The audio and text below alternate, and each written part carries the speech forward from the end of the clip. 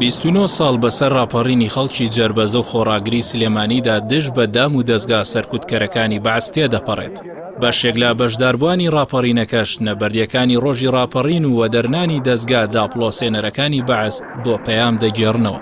هاوکات دوای 29 ساڵ لە ئەنجامدانی ڕاپەڕین نائومێدن لە بەرهەمەکانی ڕاپەڕین و دڵێن ئەوەی خەڵک و پێشمەرگە بە خوێن بەرهەمی هێنابووە خۆشبەختی بۆ چەند کوتلە و بنەماڵەیەک و کۆمەڵانی خەڵکی لێبێ بەشکرا. ڕاپەڕین بۆ ئەمە کرا کەمین جملەی ئەم خەڵکە لە ژێر سایی ئەم دەسڵاتە بحەسێتەوە، بەڵام بەڕاستی نەک حەسانەوە، بەڕاستی بوون بە عەزیەت و زەحمەتی بەسەر ئەو میلەتە، بوون بە ناڕەحەتی بۆ سەر فەقیر و هەژار و ڕەشگروتی ئەم وڵاتە. یعنی بڕۆ با بچنە ناو ئەو خەڵکەوە، با دوور بە دووربین سەری خەڵ نەکەن، بێن لە نزیکەوە تێکەڵی ئەو خەڵکە بن، بزانە چەند فەقیر و هەژارمان هەیە لە وڵاتە، چەند نەدار و دامانم هەیە لە وڵاتە، چەند نەخۆشمان هەیە پارەی پێ نییە بچێ بۆ خەستەخانەکان. لەبەر ئەوە بەڕاستی ئێمە زۆر بەگلەین لەو حکوومەتەی کە ئێستا هەیە خۆی ناوناوە حکوومەت بەڕاستی حکومدارێتی ئاوا ناکرێ، حکومدارێتی ئەوەیە بەڕاستی چۆن بۆ خۆی پێی خۆشە و پیان ساڵسەلم لە حەدیسێکا فەرمێ کەسێ ئیمانی تەواوە چی بۆی خۆی پێی خۆشە بۆ براکەشی پێی خۆش بێت. ئێمە ڕاپەڕینمان کرد، پێش ڕاپەڕین کە شۆڕشمان کرد کە ئەو خەڵکە چوو شۆڕشی چەکداری کرد بۆ هێنانەدی دادپەروەری ئازادی هەموو تاکێکی کورد بۆ ئەوەی و کیانێکی هەبێ وەکو کیانەکانی وڵاتانی تر. بەڵام ئەوەی ئامانجمان بوو کە لە فکرمان بوو کە هەوڵمان بۆدا، بەڵام بە شێوەیەکی تر وردە قیادەکانمان عەکسیان کردوانێ و هەموو ئەو هەوڵی کە خەڵکە دای لە ئامانجی بوو خۆشبەختی و لە دڵیا بوو کە خەوی پێوەبینی بەدی نەهات.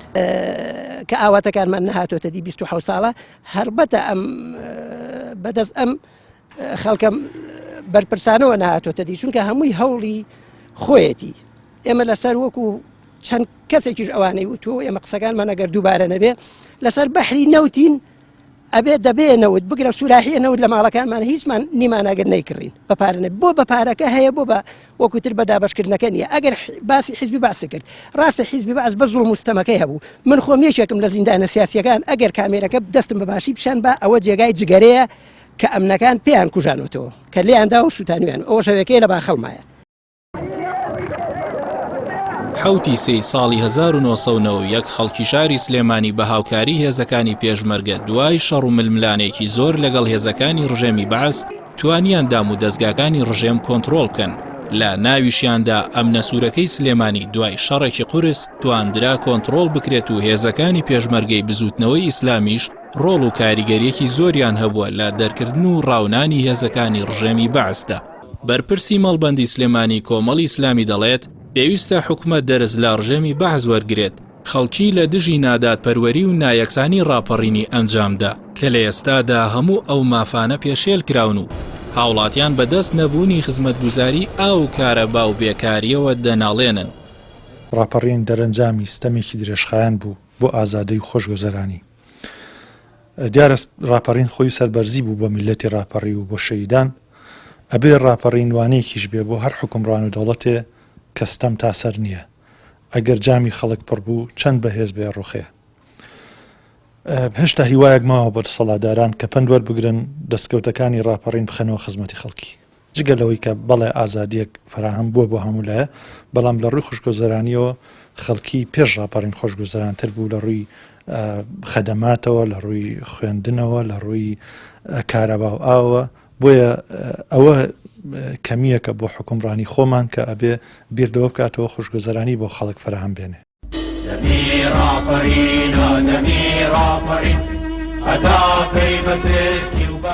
بەهاری ساڵی 1990 خەڵکی کوردستان ڕاپەڕینیان دژی ڕژێمی بەعس بەرپا کرد و لە ماوەیەکی کەمدا تەواوی دام و دەستگاکانی بەعسیان ڕاماڵی و چاکسازی و دادپەروەری و یەکسانی خۆشگوزەرانی ئاوات و ئومێدی خەڵکی بوون و هەر بەو ئومێد و ئامانجەشەوە ڕاپەڕین ئەنجام درا.